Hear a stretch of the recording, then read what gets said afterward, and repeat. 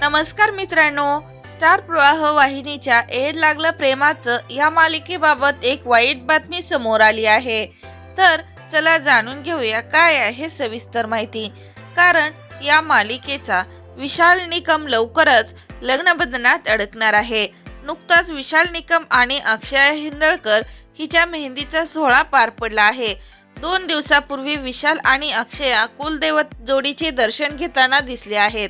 यासोबतच लग्नाची पत्रिका ठेवून त्यांनी कुलदैवताला आमंत्रित केलं आहे। लवकरच या दोघांना हळदीचा आणि संगीत सोहळा पार पडणार आहे। त्यामुळे दोघेही लग्नानिमित्त मालिकेतून काही दिवसांचा ब्रेक घेतला आहे।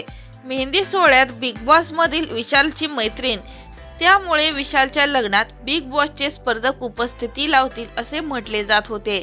तर मित्रांनो, हे लागलं प्रेमाचं ही मालिका पाहताय का? आणि विशाल निकम याच्याबाबत तुमची काय प्रतिक्रिया आहे कमेंट करून नक्की सांगा। तोपर्यंत धन्यवाद।